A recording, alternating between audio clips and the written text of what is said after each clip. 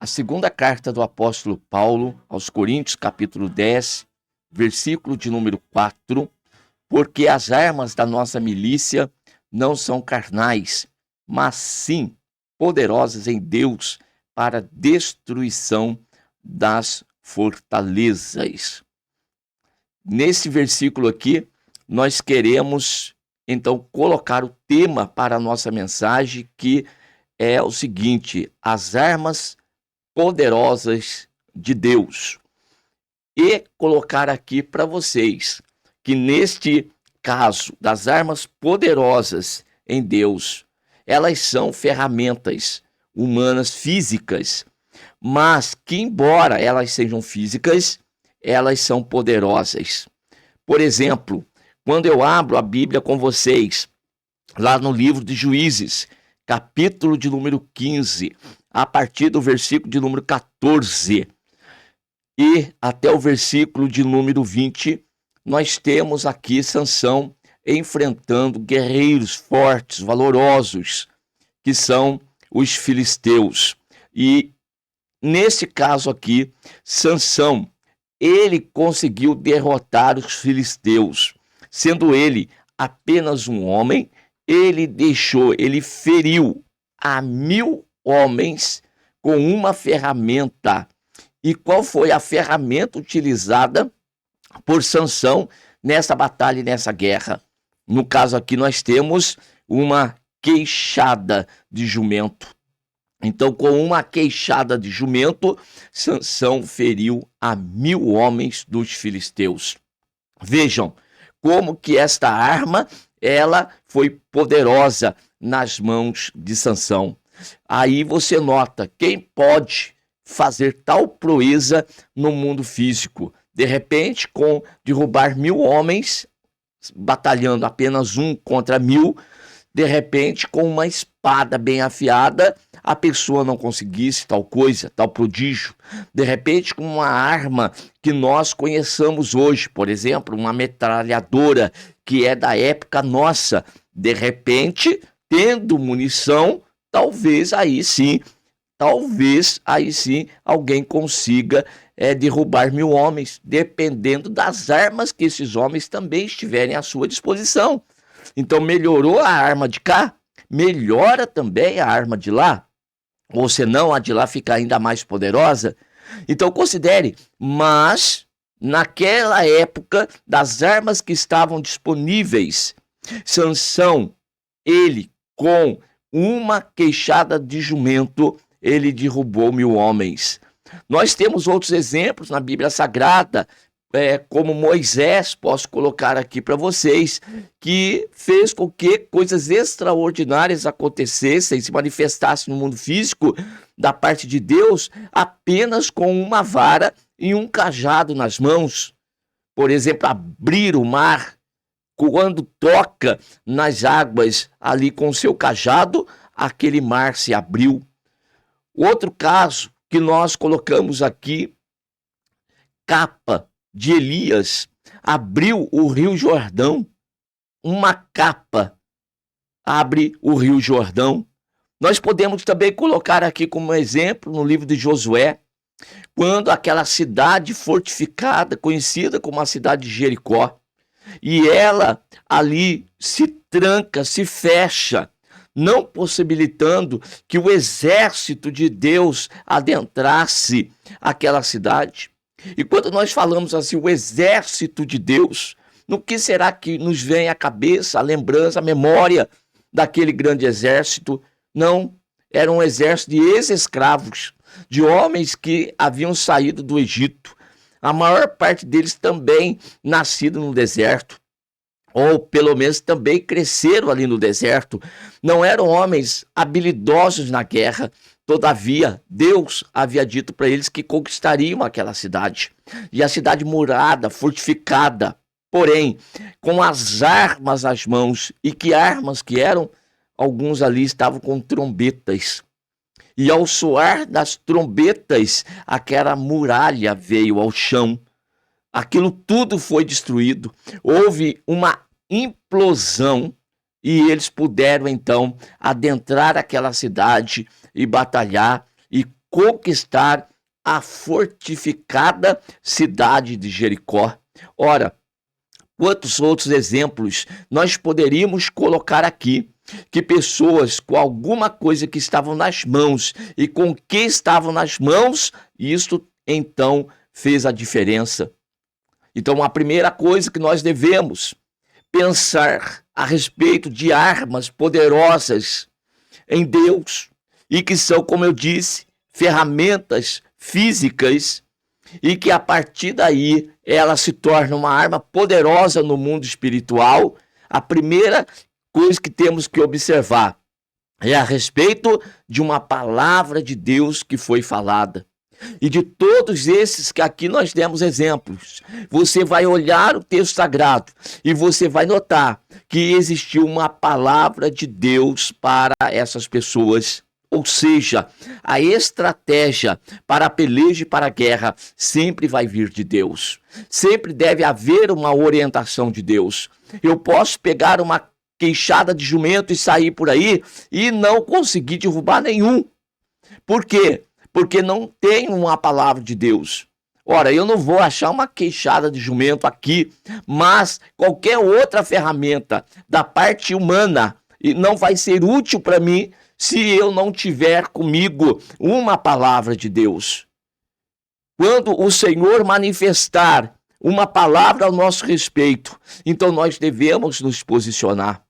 Nós devemos crer nesta palavra que Deus, ele determinou, e aí então entrar na guerra com aquilo. Não espere momento oportuno, não espere momento favorável, não espere você estar capacitado, pronto para a guerra. A nossa capacidade vem de Deus.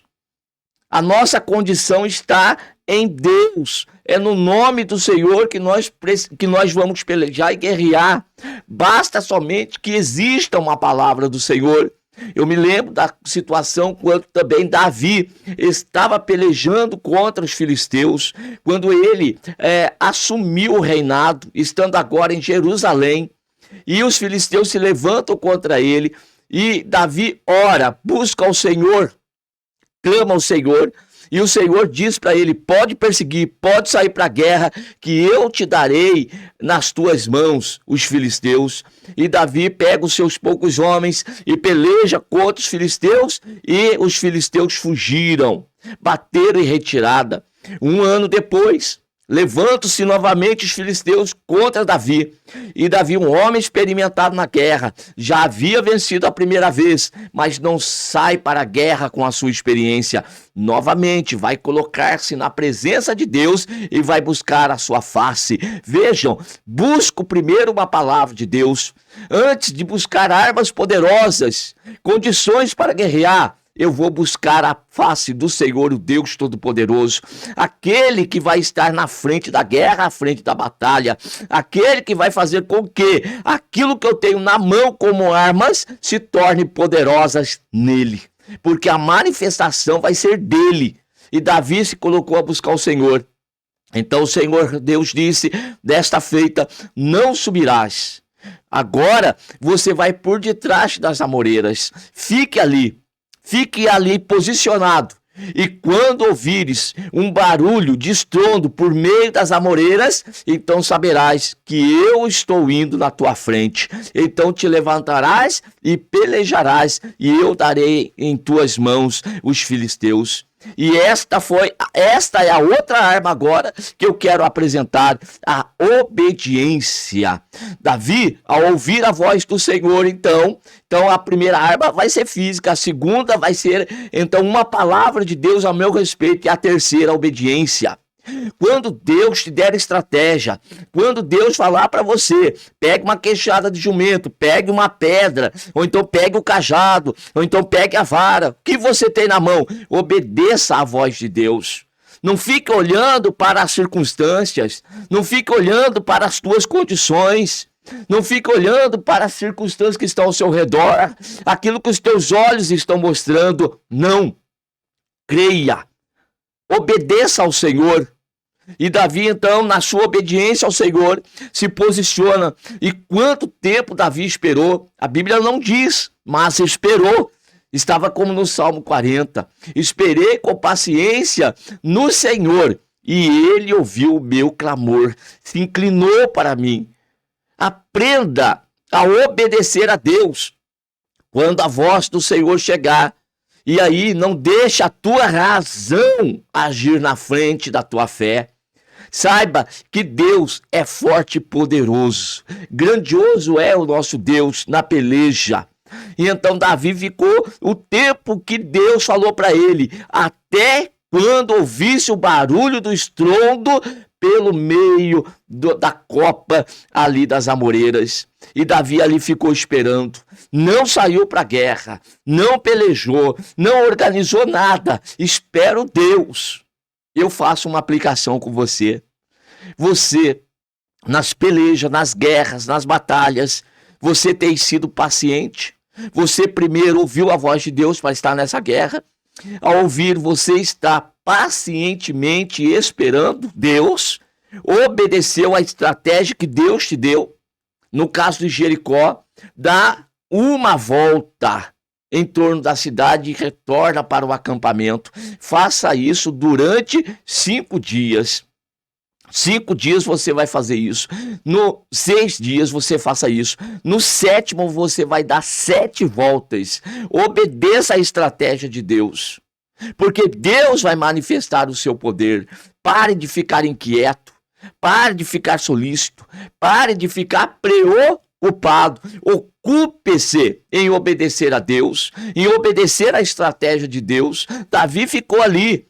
De repente, num dado momento, passa aquele estrondo, aquele barulho por sobre as amoreiras. Então ali está o sinal de Deus. Levante-se. Davi e o seu exército se levantam contra os filisteus e outra vez a vitória foi garantida. A obediência a Deus também é uma arma poderosa que vai se unir àquilo que nós temos nas nossas mãos, que é físico, para que una-se o físico com o poder espiritual e então haja a manifestação da graça de Deus. E por fim, eu quero dizer para você que a diferença então está não na arma em si, porque queixada de jumento não tem poder, pedra não tem poder. Olhe, também cajado não tem poder, capa não tem força e não tem poder para mexer na natureza. Nada dessas coisas tem poder no mundo físico. O que é que faz a diferença? A diferença está na unção divina, na manifestação do poder divino. Aí está.